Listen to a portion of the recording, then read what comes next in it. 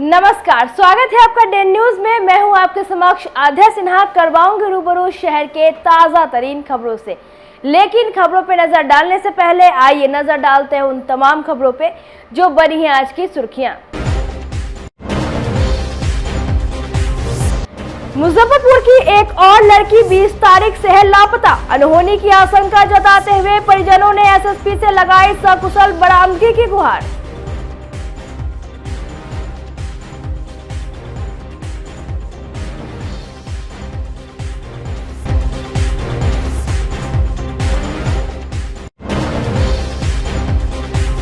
सड़क हादसे में 2 युवक की हो गई दर्दनाक मौत। रफ्तार के कहर से लोगों में भारी आक्रोश, हाईवे पर कर दिया हंगामा।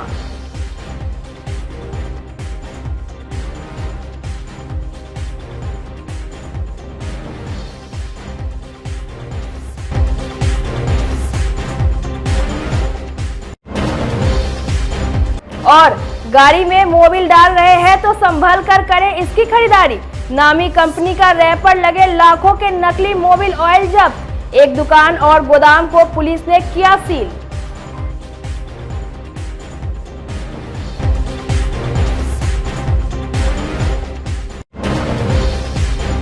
तो ये थी आज की सुर्खियां, अब खबरें विस्तार से।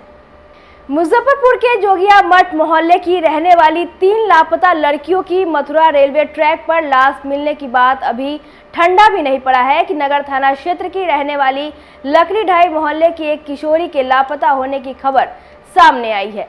लापता मानसी की मां दुर्गा देवी ने सिकंदरपुर थाना में अपनी बेटी की सकुशल बरामदगी को लेकर आवेदन देते हुए बताया है कि 20 मई को उसकी बेटी सुबह 7 बजे गोला रोड माली गली मोहल्ले में रहने वाले शिक्षक रवि के यहां खाना बनाने के लिए गई थी। सीसीटीवी फुटेज में रवि सर के घर आने और जाने का प्रमाण भी मिला है। स्थानीय लोगों का कहना है कि सुबह 10:30 बजे कामकाज कर वह निकली थी, लेकिन परिजनों का दावा है कि वह घर नहीं लौटी। बहरहाल मानसी के रूप में एक और किशोरी के लापता होने से लोगों के मन में अनजानी आशंका बल लेने लगी है, क्योंकि नवरूना, यशी, खुशी, गौरी, माया, माही समेत कई अन्य लड़कियों की या तो लाश मिली या उसका कोई सुराग हाथ ही नहीं लगा। शुक्रवार को मानसी के परिजनों ने एसएसपी राकेश कुमार को ज्ञापन सौंपकर जल्द से जल्द मानसी की सकुशल बरामदगी सुनिश्चित करने की मांग की है। ये 20 तारीख को गए इलेक्शन के दिन। 11 दिन हो चुका है। जी हाँ, 11 दिन हो चुका है। कैसे गई? वो गोला पर गए थे, हम लोग खाना बनाते हैं तो मेरा तबीयत खराब हो गया था तो गई थी मेरे बगान पर। बस 10:30 बजे से ऊपर से निकली, उसके यहाँ सीसी कैमरा लगा हुआ है, ऊपर से निकली बस नीचे से गायब है वो 10:30 बजे। तब से घर नहीं लौटी? तब से घर नहीं लौटी। थाने में खबर किए? जी हाँ किए, फोन करते हैं कि यहाँ का सीसी कैमरा चेक कीजिए, तो हमारा सीसी कैमरा चेक कीजिए, तो बिहान आते हैं तो शाम में आते, इसी करते करते वो लोग इतना दिन बीत गया, 11 दिन बीत चुका है। आज एसपी से मिले? आज एसपी से मिलने हैं। मुजफ्फरपुर में तेज रफ्तार का कहर रुकने का नाम नहीं ले रहा है। आए दिन जिले में कहीं ना कहीं सड़क दुर्घटना देखने को मिलती है। शुक्रवार की सुबह सदर थाना क्षेत्र के खबरा भेल कॉलोनी के पास हुई भीषण सड़क हादसे में बाइक सवार 2 युवकों की घटनास्थल पर ही मौत हो गई। घटना के बाद मौके पर लोगों की भीड़ जुट गई, हंगामा शुरू हो गया। इतने में सदर थाना अध्यक्ष दल बल के साथ वहां पहुंच गए और लोगों को समझा बुझाकर शांत करवाया। मृतकों की पहचान पोखरेरा रतनपुरा के रोहित कुमार और बेतिया के मोहम्मद तबरेज के रूप में हुई है। दोनों अलग अलग बाइक पर सवार थे। पुलिस ने दोनों शव को कब्जे में लेकर पोस्टमार्टम के लिए मेडिकल भेज दिया। स्थानीय लोगों ने कहा है कि इस जगह पर हमेशा रोड एक्सीडेंट होते रहता है, इसके बावजूद किसी तरह के सुरक्षा व्यवस्था का इंतजाम नहीं किया गया है। किसी की मौत हो जाने के बाद पुलिस आती है और शव को पोस्टमार्टम के लिए भेजकर खाना पूर्ति कर देती है। और बस किसी ने देखा नहीं और दोनों को ऐसा मारा कि दोनों स्पॉट डेथ हो गए। पता चल पाया कि कहाँ का? नहीं, वो उसका मोबाइल, मृतक लोगों का मोबाइल स्थानीय थाने के पास है और वो गाड़ी यहीं टीओपी पे लगी हुई है। अब वो प्रशासन का काम है। लगातार इस रोड में जी, ये लगा के लगातार डीएवी के पास भी अनियंत्रित गाड़ी नेशनल हाईवे पे काफ़ी मतलब तेज़ गति से चल रहा है, जिसके कारण आए दिन ऐसी घटना घट रही है। बाइक से थे? मोटरसाइकिल अपाची से थे, 2 आदमी सवार थे। हेलमेट था क्या? ऐसा कोई नहीं देखा है, हम नहीं देखे इसलिए हम नहीं बता पाएंगे।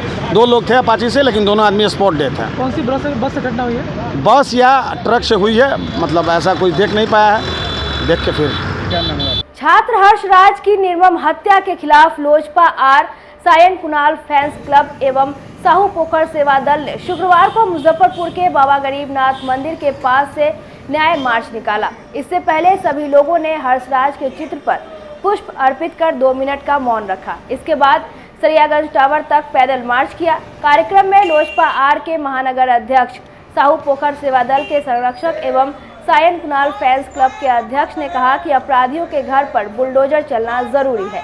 स्पीडी ट्रायल चलाकर हत्यारों को ऐसी सजा दी जाए जो अन्य अपराधियों के लिए सबक बन जाए। इन लोगों ने पीड़ित परिवार को 50 लाख रुपए मुआवजा देने एवं हर्षराज के परिवार से किसी एक व्यक्ति को सरकारी नौकरी देने की मांग सरकार से की। हम सबों के छोटे भाई हर्षराज की जिस तरह निर्मम हत्या की गई है बीते दिनों लॉ कॉलेज पटना विश्वविद्यालय अंतर्गत कैंपस में, वो बहुत ही दुखदायक और पीड़ादायक हम लोगों के लिए है। हम लोग लगातार न्याय की मांग कर रहे हैं। पिछले कई दिनों से मैं, अभिषेक पाठक जी समेत कई लोग बिहार डीजीपी और पटना एसएसपी के साथ लगातार हम लोग संपर्क में हैं और हम लोगों के आदरणीय श्री सायन कुणाल जी लगातार उनके टच में है, जिसकी वजह से अब तक 2 अपराधियों की गिरफ्तारी हुई है। लेकिन इस तरह से प्रशासनिक जो कमी दिखी है, वहाँ बगल में पुलिस थाना था, बगल में फोर्स रहता था, पूरे विश्वविद्यालय के कैंपस में यूनिवर्सिटी के प्रोफेसर हुआ करते थे, छात्र हुआ करते थे, लेकिन किसी ने हमारे छोटे भाई को बचाने की जहमत तक नहीं उठाई। जितने भी छात्र हैं, जितने भी युवा हैं, उनकी सुरक्षा की जिम्मेदारी विश्वविद्यालय प्रशासन ले और पटना विश्वविद्यालय प्रशासन जो है वो हर्षराज के परिवार में किसी एक व्यक्ति को नौकरी दे विश्वविद्यालय में और मुआवजा भी समुचित मुआवजा कम से कम 25 लाख का विश्वविद्यालय प्रशासन हर्षराज, मेरे छोटे भाई हर्षराज के परिवार में से किसी को दे।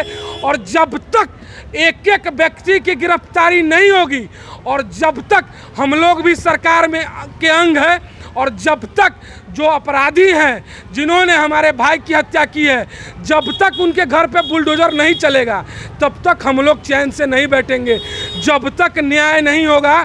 अभी तो हम लोगों ने सिर्फ कैंडल मार्च निकाला है, सड़क से लेकर सदन तक संघर्ष करेंगे, जेल जाना पड़ेगा जाएंगे, लेकिन अपने भाई के न्याय के लिए हम लोग लड़ने का काम करेंगे। बाबा अभी चाहिए ना जो पटना में जो जघन्य हत्याकांड हुई है हर्षराज की, सबसे पहले पूरा बिहार के युवा आज के डेट में मर्माहत है, बहुत दुखी है ये हत्याकांड को देखते हुए। और हम सब लोग मांग करते हैं माननीय मुख्यमंत्री नीतीश कुमार जी से, क्योंकि हम लोग इस सरकार के अभिन्न अंग हैं, कि सारे हत्यारों को अविलंब गिरफ्तार किया जाए और उन्हें फांसी की सज़ा दिया जाए, हमारी मांग है। गाड़ी सर्विसिंग के दौरान इस्तेमाल किए जाने वाले मोबिल ऑयल को जरा संभल कर खरीदें। कहीं ऐसा न हो जिस डब्बे को आप कंपनी का समझ रहे हो उसके अंदर नकली मोबिल ऑयल भरा हो। जी हां, पुलिस कार्रवाई के बाद एक ऐसा ही मामला सामने आया है। पुलिस 2 लोगों को हिरासत में लेकर पूछताछ कर रही है।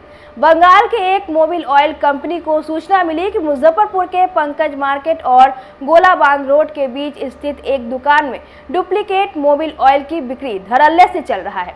नगर पुलिस के सहयोग से कंपनी के अधिकारियों ने दुकान और उसके गोदाम पर छापेमारी कर लाखों रुपए के डुप्लीकेट मोबिल ऑयल बरामद की है। बताया गया कि डुप्लीकेट मोबिल ऑयल को फिल्टर कर नामी कंपनियों के डब्बों में पैक करके बाजार में सप्लाई किया जा रहा है। कंपनी के अधिकारियों की माने तो नामी कंपनियों के रैपर तेल के डब्बों पर चिपकाकर गाड़ियों की सर्विसिंग करने वाले मैकेनिकों को सप्लाई किया जाता है। ज्यादा मुनाफे के लालच में मैकेनिक इस नकली मोबिल ऑयल को खरीदकर ग्राहकों की गाड़ियों में डालते हैं। नगर थाना अध्यक्ष विजय कुमार सिंह ने बताया कि भारी मात्रा में मोबिल ऑयल जब्त की गई है। 2 लोगों से पूछताछ की जा रही है। दुकान मालिक रजनीश के खिलाफ कॉपीराइट एक्ट के तहत मामला दर्ज कर आगे की कार्रवाई की जा रही है। बंगाल से एक टीम आई थी जो लुब्रिकेंट ऑयल के उसकी कंपनियों के विभिन्न कंपनियों के सही ब्रांड का जांच करती है। उसको एक सूचना मिली थी कि यहाँ पे पंकज मार्केट के बगल में गोलाबांध रोड में रजनीश की दुकान है। वहाँ पे उन्होंने दुकान और गोदाम में डुप्लीकेट लुब्रिकेंट ऑयल की गोदाम रखे हुए हैं और बिक्री करते हैं।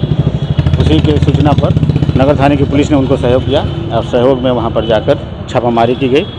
तो छापामारी में बहुत सारा मोबिल बरामद हुआ है, जिसकी अभी काउंटिंग की जा रही है कितना मोबिल है। इसमें विभिन्न कंपनी का इसमें मोबिल है, जो गल्फ कंपनी का है, टाटा का है, टीवीएस का है और कई कंपनियां हैं, स्टार का है, बजाज का है। इन सभी कंपनियों का वो ट्रेडमार्क यूज करके और कॉपीराइट करके ये गलत सामान बिक्री कर रहे थे। पूछताछ के लिए भी सर लाया गया कि नहीं? हाँ, पूछताछ के लिए लाया गया है। उसमें रजनीश भी हैं और उनके दुकान पर जो कर्मचारी थे उनको भी लाया गया है, उनसे पूछताछ की जा रही है।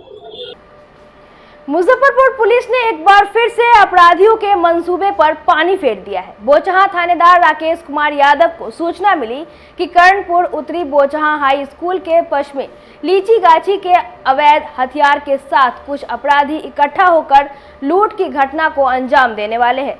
सूचना मिलते ही पुलिस ने इलाके को घेर लिया। पुलिस से घिरता देख एक अपराधी मौके से भागने में सफल रहा, वहीं 2 को पुलिस ने गिरफ्तार कर लिया है। पकड़े गए अपराधियों की पहचान ककड़ाचक निवासी विकास कुमार और गढ़ा थाना क्षेत्र के सनाठी निवासी सचिन कुमार के रूप में हुई है। वहीं फरार अपराधी सूरज कुमार की तलाश में पुलिस छापेमारी शुरू कर दी है। विकास और सचिन के पास से एक देसी पिस्तौल, 2 जिंदा कारतूस, एक चाकू, बाइक और मोबाइल फोन बरामद किया गया है। इस संबंध में एडिशनल एसपी पूर्वी शहरयार अख्तर ने बताया कि इस गिरोह का मास्टरमाइंड विकास कुमार है। विकास अपने गुर्गों के साथ मिलकर राहगीरों से हथियार के बल पर लूटपाट करता है। उन्होंने बताया कि विकास पर पहले से भी कई आपराधिक मामले दर्ज है। थानाध्यक्ष बोछा को सूचना मिली कि कर्णपुर उत्तरी हाई स्कूल है बोछा में, वहाँ से करीब 200 मीटर दक्षिण पश्चिम में एक लीची का बागान है। वहाँ पे 3 अपराधी किसी आपराधिक घटना को अंजाम देने के लिए हथियार के साथ वहाँ पे मौजूद हैं। इसी सूचना के आलोक में थानाध्यक्ष और अन्य पुलिस पदाधिकारी और पुलिस बल के साथ उस लीची गाछी में पहुँचे।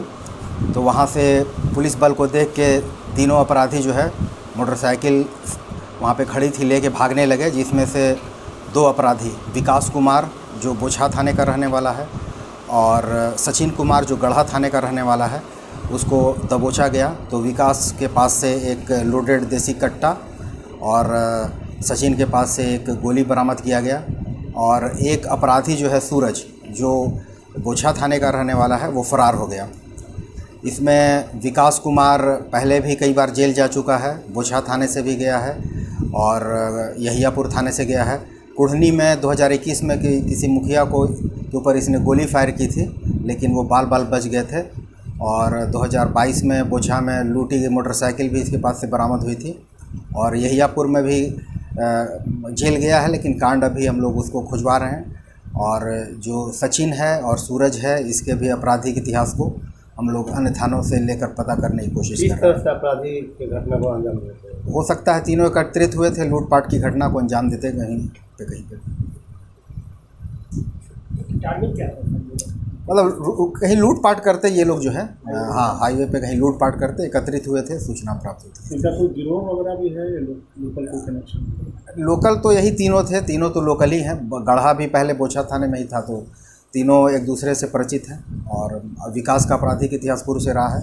2 अन्य लोग हम लोग आपराधिक इतिहास पता करने की कोशिश कर रहे हैं। परिवर्तनकारी प्रारंभिक शिक्षक संघ के प्रदेश अध्यक्ष वंशीधर ब्रजवासी ने शिक्षा विभाग के एसीएस के पाठक पर बहुत ही गंभीर आरोप लगाया है। शुक्रवार को मुजफ्फरपुर में प्रेस कॉन्फ्रेंस कर शिक्षक नेता ने कहा है कि निलंबन के बहाने उनकी हत्या कराने की साजिश की जा रही है। वंशीधर ब्रजवासी ने कहा है कि उनके साथ किसी प्रकार की अप्रिय घटना होती है तो उसके लिए के पाठक, मुजफ्फरपुर के जिला शिक्षा पदाधिकारी और जिला स्थापना कार्यक्रम पदाधिकारी जिम्मेवार होंगे। उन्होंने कहा कि साजिश के तहत उन्हें निलंबित कर सकरा बीआरसी में योगदान का आदेश दिया गया है ताकि आने जाने के क्रम में उनकी हत्या करा दी जाए।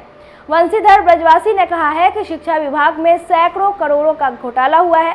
उन्होंने ही सबसे पहले घोटाले को उजागर किया था। ब्रजवासी ने दावा किया है कि घोटालों से लोगों का ध्यान हटाने के लिए शिक्षकों को प्रताड़ित किया जा रहा है। ब्रजवासी ने कहा कि निलंबन से वे डरने वाले नहीं हैं। शिक्षकों के सम्मान की रक्षा करने के लिए बर्खास्ती झेलने और अपनी जान भी देने के लिए तैयार है।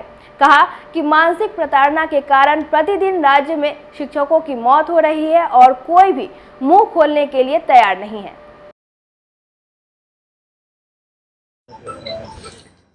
आज के संवाददाता सम्मेलन की शुरुआत हम दिनकर की उन पंक्तियों से करना चाहते हैं जिसमें दिनकर ने कहा है कि युद्ध नहीं जिनके जीवन में वो भी बड़े अभागे होंगे, या तो प्रण को तोड़े होंगे या तो प्रण से भागे होंगे। आदरणीय के पाठक जी के नाम समर्पित यह प्रेस कॉन्फ्रेंस, मैं उन तक यह मैसेज पहुंचाना चाहता हूं कि हम प्रण को तोड़ने और भागने वाले लोग नहीं हैं। आपने जो हमारे खिलाफ निलंबन की कार्रवाई करवाई है, आप में अगर हिम्मत है तो आप हमें बर्खास्त करके दिखाते। आपने जो पत्र जारी करवाया था इसके पहले नियोजन इकाई को जो लिखवाया, उसमें आपने कहा था कि इन्हें बर्खास्त किया जाए, वो बर्खास्तगी की अनुशंसा थी, तो आखिर हमें बर्खास्त क्यों नहीं किया गया? अगर आदरणीय के पाठक जी यह कहते हैं कि उनके आदेश की अवहेलना करने वालों पर कार्रवाई होगी, उनके विरोध में बोलने वालों पर कार्रवाई होगी, वो जो आदेश दे दिए ब्रह्म वाक्य है उससे जो हटेगा उस पर कार्रवाई होगी, तो उन्होंने तो कहा था बर्खास्त करने के लिए, तो निलंबन की कार्रवाई क्यों हुई? आदरणीय के पाठक जी को मैं कहना चाहता हूं प्रेस कॉन्फ्रेंस के माध्यम से कि आपने जो यह षड्यंत्र रचा है, मैं ये सारा साजिश जानता हूं, यह पूरी साजिश है हमारे निलंबन की। क्योंकि बर्खास्त कर देते तो हम अपने घर में बैठते और हम न्यायालय में लड़ाई लड़ते, लेकिन निलंबित किया गया, उसमें यह साजिश है कि आप निलंबित करके हमको सकरा हमारा हेडक्वार्टर बनवा दिए। किसी भी नियोजित शिक्षक को निलंबित करके उसका हेडक्वार्टर क्या नियोजन इकाई के बाहर किया जा सकता है, या किस प्रोविजन में? आदरणीय के पाठक जी, या बताएं जिला प्रशासन, बताएं डीओ साहब कि आप किसी नियोजित शिक्षक को निलंबित करके उसके नियोजन इकाई से बाहर अवस्थित किसी कार्यालय में कैसे पदस्थापित कर सकते हैं? क्या यह बीडीओ साहब को अधिकार है? यह बिल्कुल नियम विरुद्ध है, गैर कानूनी है। ऐसा आदेश दबाव में डालकर इसलिए करवाया गया है क्योंकि हमारे घर से 50 किलोमीटर की दूरी पर सकरा है। हम वहां 50 किलोमीटर प्रतिदिन आएंगे जाएंगे, तो रास्ते में ये लोग हमारी हत्या कराना चाहते हैं। ये लोग रोड एक्सीडेंट करा के हमको मारना चाहते हैं। ये हत्या की साजिश है और इसका मुख्य कारण यही है कि ये जितने घोटाले हुए हैं, चाहे वो प्रीफैब स्ट्रक्चर घोटाला हो, समरसिबल घोटाला हो, बेंच डेस्क घोटाला हो, थाली घोटाला हो, बैग घोटाला हो, शिक्षक बहाली घोटाला हो, हम तमाम घोटालों पर बोलते रहे हैं और इसका पर्दाफाश करते रहे हैं। सबसे पहले हमने बेंच डेस्क घोटाले पर आवाज उठाई, और जब हमने आवाज उठाई तो कई जगह इन्होंने दिखावे की कार्रवाई की है, जिससे साबित हो गया है कि गड़बड़ी हुई है। इन्होंने खुद स्वीकार कर लिया, लेकिन गड़बड़ी उतनी ही नहीं है जितनी हम कह रहे हैं। गड़बड़ी उससे इन्होंने जितनी कार्रवाई की है उतनी ही गड़बड़ी नहीं है, गड़बड़ी बहुत ज्यादा है। और ये एस्टीमेट घोटाला है, यह एस्टीमेट घोटाला हुआ है। जो 70,000 80,000 रुपए में समरसिबल हो सकता था, वह 2,64,000 रुपए का ये फर्जी एस्टीमेट बना करके और करोड़ों करोड़ लुटवाया। चारा घोटाला से बड़ा घोटाला है। ये सरकार के पैसे को ये बंदरबांट कर रहे हैं। चारा घोटाला से बड़ा घोटाला हुआ है। आज शिक्षक बहाली में भी जो घोटाले हुए वो तो सामने आ गए। ये तमाम चीजें आपके सामने हैं, आप देखिए, एक एक का भंडाफोड़ होगा। और आदरणीय सुशासन बाबू, जिस राज्य का एसीएस माननीय मुख्यमंत्री की बात नहीं मानता हो, जहां का एसीएस एक पदाधिकारी, एक नौकरशाह, जहां के राज्यपाल को चुनौती देता हो, तो पूरे बिहार की जनता के लिए इससे बड़ा शर्मनाक कुछ हो नहीं सकता है। और एसीएस साहब, आपने जो कहा है कि असंसदीय भाषा का प्रयोग, तो आपसे बड़ा असंसदीय भाषा का प्रयोग करने वाला कौन है? यदि हिटलर कहना असंसदीय भाषा है, यदि आपको तानाशाह कहना अगर असंसदीय भाषा है, तो आप हमें फांसी टांग दीजिए। लेकिन बिहार के पूरे पब्लिक को आपने कैमरा के सामने अपनी पत्नी का भाई घोषित कर दिया। ये जो असंसदीय भाषा आपने जो बोला है, जिस तरह से आपने गालियां दी है कैमरा के सामने, उसके लिए आपको भी फांसी होनी चाहिए। हमें भी फांसी चढ़ा दीजिए और इन्हें भी फांसी चढ़ा दीजिए, तभी न्याय हो सकता है। एक पक्षीय नहीं चलेगा। बिहार के तमाम लोगों से मेरा आह्वान है कि इस अन्याय की लड़ाई में आप एकजुट हो, हमारे साथ खड़े रहें। और जैसे ही ये चुनाव की काउंटिंग होगी, हम सड़कों पर उतरेंगे। और हमारी जो बीडीओ साहिबा है मरवन की, बीडीओ साहिबा, मैं जान रहा हूं कि वो इनोसेंट लेडी हैं, उनसे हमारा कोई व्यक्तिगत कोई दुश्मनी नहीं है। उन पर प्रेशर डाल करके और सकरा मुख्यालय करवाया गया है। मैं वीडियो साहिबा से भी अनुरोध करता हूं कि आप हमारा निलंबन मुख्यालय अविलंब चेंज करिए, प्रखंड में आपको जहां बनाना है बना दीजिए, लेकिन सकरा से अविलंब हटाइए। आपको फंसाने की साजिश है, आपको फंसाया जा रहा है, आप पर दबाव डाल करके। कोर्ट में जब हम जाएंगे तो फिर आप ही को जवाब देना पड़ेगा। इसलिए आप किसी के दबाव में काम न करें, और अगर निलंबन मुख्यालय हमारा आप चेंज नहीं करेंगे, वैसी स्थिति में कोई भी अप्रिय घटना घटेगी, इसके जिम्मेवार के पाठक होंगे, मुजफ्फरपुर के डीओ होंगे, मुजफ्फरपुर के डीपीओ होंगे और यहाँ का जिला प्रशासन होगा। आप तमाम लोगों से मेरा अनुरोध है कि हमको आप न्याय दीजिए, और प्रेस मीडिया के साथ माध्यम से हम इस संवाददाता सम्मेलन को हमने आयोजित किया और हम अपनी बात रख रहे हैं। यह बात आम लोगों तक पहुंचे और सभी लोग जाने। हम केवल हमें निलंबित किया गया, केवल इसी की बात नहीं है। बात बिहार के गांव गरीब के बच्चों के, जो बच्चे दम तोड़ रहे थे, जो शिक्षक प्रतिदिन मर रहे हैं। आज स्कूलों में अप्रैल में जब मौसम कुछ ठीक था, उस समय पढ़ाई हो सकती थी, उस समय आपने पढ़ाने नहीं दिया, और जब मौसम गर्म हो गया तो आपने छुट्टी कर दिया। अब बताइए, उस समय ही बच्चा नहीं पढ़ा, अभी भी बच्चा नहीं पढ़ रहा है। पढ़ाई किसकी बाधित हो रही है? ये कौन सी पढ़ाई का मॉडल है भाई? ये कोई पढ़ाई का मॉडल है? आप पढ़ाना नहीं चाह रहे हैं, बल्कि बिहार के बच्चों के भविष्य के साथ खिलवाड़ करना चाहते हैं और यह दिखावा करना चाह रहे हैं। हम बच्चों के सच्चे हितैषी हम हैं, हमसे बड़े हितैषी आप नहीं हो सकते हैं। नहीं तो जो बच्चे दम तोड़ रहे हैं, सड़कों पर मर रहे हैं, आपके अंदर संवेदना नहीं है, आप संवेदनहीन हैं। हम संवेदनहीन लोग नहीं हैं। हम अपने शिक्षकों को मरते हुए नहीं देख सकते हैं। आज भी सहरसा में एक शिक्षक की हत्या की गई है, स्कूल जाने के क्रम में हत्या हुई है। तो शिक्षकों की हत्याएं की जा रही है, यहाँ पर प्रशासन क्यों मौन बैठा हुआ है? गर्मी बढ़ते ही एक बार फिर से चमकी बुखार के मामले बढ़ने लगे हैं। बीते एक सप्ताह में 8 केस की पुष्टि हुई है। मुजफ्फरपुर के एसकेएमसीएच में गर्मी के इस सीजन में एईएस से पीड़ित 20 बच्चों का इलाज हुआ है। राहत वाली बात यह है कि सभी बच्चे अपना इलाज कराकर घर लौट चुके हैं। पिछले एक सप्ताह में तेज बुखार से पीड़ित आधा दर्जन बच्चे इलाज के लिए यहां भर्ती हुए। इनमें 11 बच्चे मुजफ्फरपुर जिले के, जबकि अन्य 9 बच्चे दूसरे जिलों के हैं। सीतामढ़ी के 3, शिवहर के 2, पूर्वी चंपारण के 2, गोपालगंज के 1 और वैशाली जिले के रहने वाला 1 बच्चा है। नोडल अधिकारी डॉक्टर सतीश कुमार ने बताया कि मुजफ्फरपुर कटरा प्रखंड के एक 4 वर्ष के बच्चे में एईएस की पुष्टि के बाद जिले में कुल मरीजों की संख्या बढ़कर 11 हो गई है। सभी को ठीक होने के बाद घर भेज दिया गया है। उन्होंने कहा कि गर्मी को देखते हुए एईएस को लेकर स्वास्थ्य विभाग अलर्ट मोड पर है। यही इसको लेकर के अभी तो जैसा कि कल तक हमारे पास है कि 11 केसेस टोटल अभी मुजफ्फरपुर के प्रतिवेदित हुए हैं मेडिकल कॉलेज के द्वारा। उस 11 केसेस में जो है आपका 2 केस जो है वो बोचहा से है, 1 कटरा से है, 1 मीनापुर से है, 2 इसी तरह से मुसहरी से है, सकरा से है, सरैया से। इस तरह से टोटल 11 केसेस हैं मुजफ्फरपुर ज़िले के। और एसकेएमसीएच में अब तक कितने मरीज आ चुके हैं? एसकेएमसीएच का जो डाटा देख रहे हैं हम, उसमें कुल 20 केसेस आ चुके हैं, जिसमें 11 केस मुजफ्फरपुर के हैं, 2 ईस्ट चंपारण के, 3 सीतामढ़ी के, 2 शिवहर के, 1 वैशाली और 1 गोपालगंज से हैं। और अभी क्या कुछ स्थिति है सर?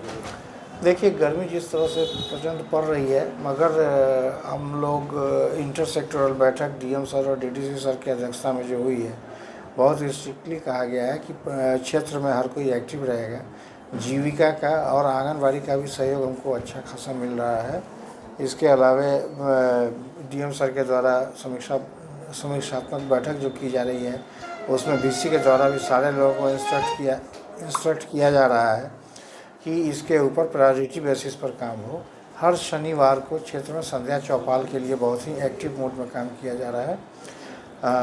प्रचार प्रसार भी अपने उच्चतम शिखर पर है। सभी बच्चे ठीक होकर जा चुके हैं या ये जो 11 बच्चे हैं, ये सारे के सारे बच्चे स्वस्थ होकर के अपने घर जा चुके हैं। लोकसभा चुनाव के अंतिम चरण में शनिवार को बिहार के 8 संसदीय क्षेत्र में वोट डाले जाएंगे। प्रदेश के सभी दलों के नेता गुणा भाग करने में लग गए हैं। पिछले दिनों पटना प्रवास के दौरान प्रधानमंत्री नरेंद्र मोदी ने राज्य के भाजपा नेताओं को जो मंत्र दिया था उस पर अमल करते हुए प्रदेश अध्यक्ष से लेकर चुनाव प्रबंधन समिति के सदस्य तक ने अधिक से अधिक सीट हासिल करने में जुटे हैं। पटना में प्रधानमंत्री ने भाजपा नेताओं के साथ बैठक भी की थी। उसमें मुजफ्फरपुर के प्रभात कुमार भी शामिल थे। प्रभात के ऊपर अभी मीडिया का प्रभार है। उन्होंने बताया कि कैसे प्रधानमंत्री ने बिहार के नेताओं को जीत का मंत्र दिया। आखिरी चरण के चुनाव प्रचार कर मुजफ्फरपुर लौटे भाजपा के प्रदेश मीडिया सह प्रभारी से बातचीत की है हमारे संवाददाता आमिर ने। पिछले दिनों प्रधानमंत्री नरेंद्र मोदी प्रदेश कार्यालय पटना पहुंचे थे, जिसमें चुनाव के संबंधित बातचीत हुई थी। सभी जिला के लोग वहां मौजूद थे और उसमें से मुजफ्फरपुर के प्रदेश मीडिया प्रभारी प्रभात मलाकार भी मौजूद थे। क्या कुछ बातचीत हुई, इस वक्त मौजूद हैं प्रभात कुमार, जो कि हम बात करते हैं उनसे और जानते हैं क्या कुछ बात हुई थी। प्रधानमंत्री आए थे और खासकर वहाँ पर थे, सभी जिलों से वहाँ पर लोग थे चुनाव के, खासकर चुनाव की बात करें तो क्या कुछ टॉक? देखिए 20 तारीख को प्रधानमंत्री जी प्रदेश कार्यालय आए और उन्होंने अभी तक का सबसे ऐतिहासिक काम यह हुआ कि आज तक कोई प्रधानमंत्री प्रदेश कार्यालय नहीं आए थे और रात्रि विश्राम नहीं किए थे। ये तो सब बिहार के लिए ऐतिहासिक क्षण था। और उन्होंने चुनाव प्रबंधन में जितने भी लोग लगे थे प्रमुख लोगों के साथ उन्होंने 40 मिनट तक वार्ता की। और उन्होंने अभी तक जब वो प्रचारक थे तब क्या करते थे, जब वो मुख्यमंत्री थे उस दौर की भी बातें बताई और प्रधानमंत्री जी बनकर वो जो पूरे देश में काम कर रहे हैं, बड़ा ही ऐसा माहौल था मानो लग ही नहीं रहा था। जैसे हम लोग कहते हैं कि मोदी का परिवार, तो सच में उस दिन लगा कि हम लोग मोदी के परिवार हैं। और 40 मिनट तक मोदी जी, हम लोगों को तो लगा कि प्रधानमंत्री आ रहे हैं, क्या हमारे कार्यों के बारे में पूछ देंगे, क्या सवाल जवाब हो जाएगा, क्या हम जवाब दे पाएंगे। लेकिन प्रधानमंत्री जी 40 मिनट तक सिर्फ माहौल हल्का करने, और हम लोग जो 2-3 महीने से लगातार चुनाव में जो हर जिले में जाकर, हर लोकसभा में जाकर जो मेहनत कर रहे हैं, काम कर रहे हैं, चाहे वो प्रबंधन के अलग अलग कार्य हैं, उन सबों का थकान मिटाने, उन सभी लोगों का थकान, मैं यही कहूँगा कि माहौल हल्का करने और थकान मिटाने और एक नई ऊर्जा देने के लिए आए थे। जैसे कि प्रधानमंत्री जी ने एक सवाल पूछा कि अभी तक आप लोगों के बीच में सबसे एक अलग घटना क्या हुई, तो मैं खड़ा होकर बोला प्रधानमंत्री जी की सबसे अलग घटना जो अब तक हम लोग को लगा वो आपका अचानक प्रदेश कार्यालय में आकर हम लोगों के साथ मीटिंग करना। तो प्रधानमंत्री जी ने बड़े ही हंसते हुए बोला कि यह मेरा आना कोई घटना नहीं है, मेरा आना आप लोगों के प्रति प्रेम है। तो ऐसे प्रधानमंत्री हम लोग को देश में मिले। कितना ऊर्जा मिला? निश्चित तौर पर जब प्रधानमंत्री जी 3 सभाएं करके और रोड शो करके और हम लोग के पास आए और उनके चेहरा पे जरा भी सिकन थकान नहीं, तो हम लोग तो बहुत से बहुत 8 से 10 घंटा काम करते हैं। और मोदी जी मतलब जो आज 23 सालों के प्रधानमंत्री और मुख्यमंत्री कार्य दोनों मिलाकर लगभग 2002 से 23 साल हो गया प्रधानमंत्री जी का, और हमको लगता है कि उन्होंने 23 दिन भी छुट्टी नहीं ली होगी। और हम लोग सप्ताह में 1 दिन 2 दिन छुट्टी मांगते हैं। और साथ में प्रधानमंत्री जी ने बोला कि आप काम करने के दौरान कुछ समय अपने लिए भी निकालें और उस दौरान अपने मन को हल्का करें, अपने जो अपने दिन भर की थकान, उसने हंसने का बताया कि दिन भर में कम से कम आधा 1 घंटा आप लोगों के साथ बैठकर हंस जरूर ले, अपने आप को हल्का करें ताकि कल हो के आप फिर सक्रिय रहें, फिर ऊर्जान्वित रहें। चुनाव पर क्या कुछ चर्चा हुई, चूँकि चुनाव चल रहा है, अंतिम चरण का चुनाव पटना में होने वाला, और भी कई जगह चुनाव है बिहार में, क्या लग रहा है माहौल यहाँ का? क्या कुछ? देखिए देश में एक ही माहौल है और वो माहौल है कि प्रधानमंत्री नरेंद्र मोदी जी को पुनः प्रधानमंत्री बनाना। अभी तक के इतिहास में मेरे लगभग 40 साल के उम्र में, और मैं 2001 से पार्टी में काम कर रहा हूँ, सक्रिय हमेशा रहा हूँ, पद पे रहा हूँ। मेरी समझ से पहला यह देश का चुनाव है जिसमें लोग प्रधानमंत्री को चुन रहे हैं। कौन सांसद होगा, कौन मंत्री होगा, कौन लोकसभा में क्या स्थिति है, कोई इस पर चर्चा नहीं। सिर्फ नरेंद्र मोदी को प्रधानमंत्री बनाना है, चाहे वो जदयू का कैंडिडेट हो, चाहे वो उपेंद्र कुशवाहा हो, चाहे वो चिराग पासवान के कोई कैंडिडेट हो, या चिराग पासवान खुद हो, या भारतीय जनता पार्टी का कोई भी कैंडिडेट हो। सिर्फ कमल और मोदी के नाम पर वोट गिर रहा है। और अंतिम चरण का चुनाव अभी 1 तारीख को होना है। और मैं समझता हूं कि अंतिम चरण का 8 का 8 सीट और पिछला जो 32 सीट हुआ, ये 40 की 40 सीटें बिहार में हम लोग 4 जून को जीतेंगे और देश 400 पार 4 जून को होगा। लेकिन इंडिया गठबंधन कर रही है कि हम जो है वो सरकार इस बार जा रहे हैं बनाने, भाजपा कहीं से नहीं है। तो क्या बोलेंगे? आप देख लीजिए कि राहुल गांधी पूरा चुनाव खत्म हो गया था, 2 दिन पहले बिहार आए, तो हुजूर आते आते बहुत देर कर दी। तो आप तो चुनावी पिकनिक मना रहे हैं। मैं आपके चैनल पे स्पष्ट कर देना चाहता हूँ, इसको रिकॉर्ड कर लीजिए कि 4 जून के बाद राहुल गांधी का विदेश दौरा पहले से फिक्स है। 4 जून के बाद तेजस्वी यादव का बिहार के बाहर का दौरा फिक्स होगा और 4 जून को ये लोग विधवा विलाप 9 बजे से शुरू कर देंगे रोना कि ईवीएम हैक हो गया, तो ये गड़बड़ी हो गई, वो गड़बड़ी।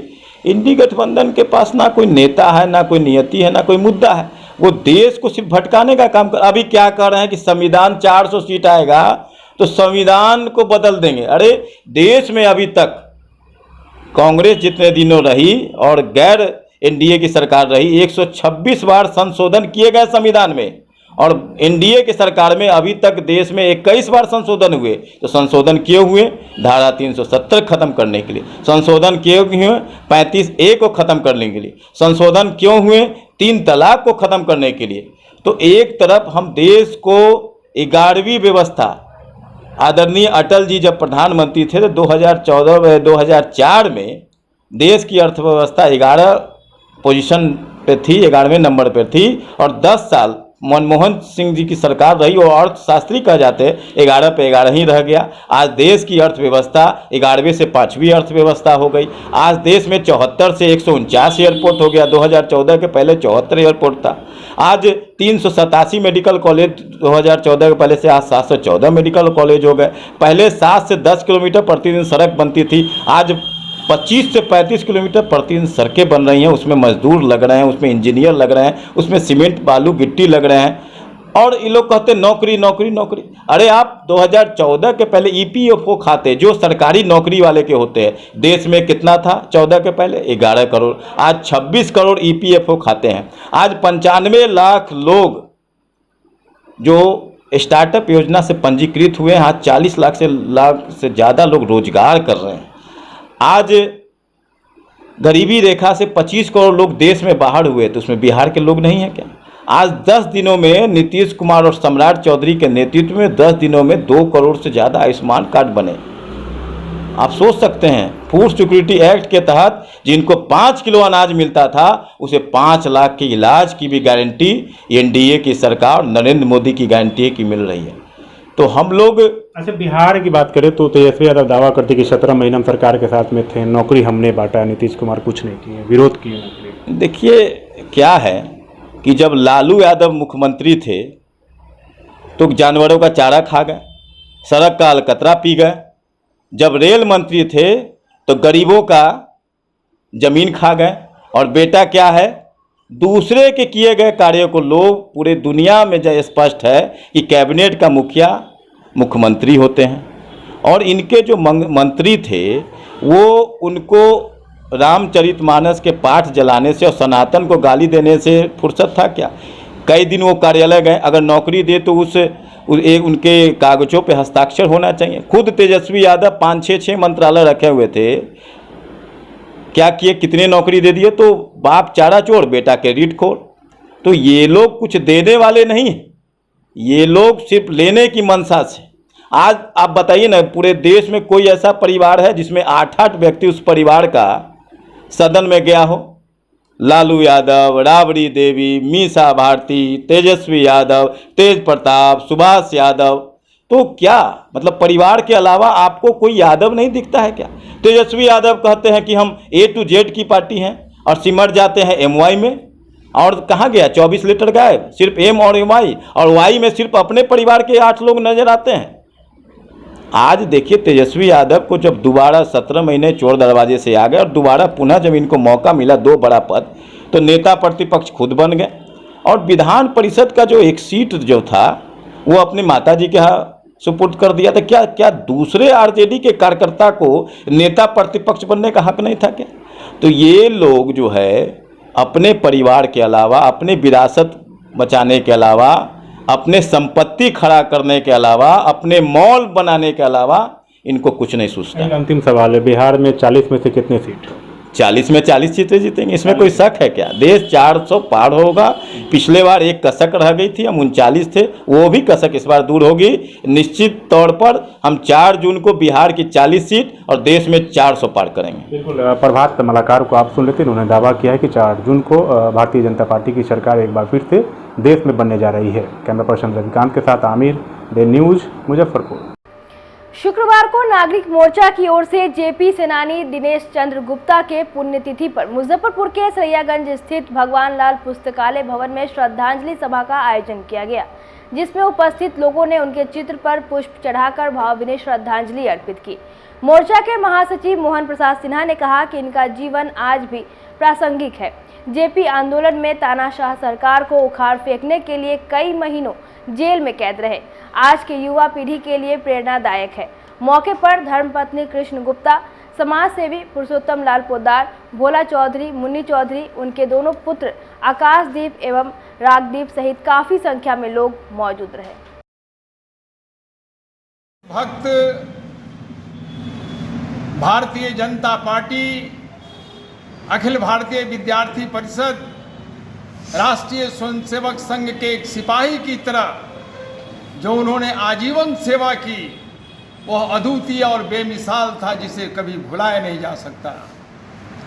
आज 31 मई 1995 में महामानव का निधन हुआ। आज उनके सम्मान में नगरवासियों की ओर से, दिनेश गुप्ता विचार मंच की ओर से, उनके परिवार के लोग, उनकी धर्मपत्नी कृष्णा गुप्ता जी, उनके दोनों पुत्र आकाशदीप और राजदीप, उनके छोटे छोटे पोते, इष्ट मित्र, सगे संबंधी, सभी लोग एकत्रित होकर आज उनके चरणों में हम पुष्प अर्पित कर रहे हैं। ऐसा कर्मठ समाज सेवी खोजने से आज नहीं मिलता, जिन्होंने जेपी आंदोलन में एक तानाशाह सरकार को उखाड़ फेंकने के लिए दिनेश गुप्ता ने जो संकल्प लिया था, जो कार्य किया, उसे भुलाया नहीं जा सकता। आज के लिए बस इतना ही। कल फिर मिलेंगे कुछ नई खबरों के साथ। तब तक मुझे और मेरे पूरे न्यूज टीम को दीजिए इजाजत। नमस्कार।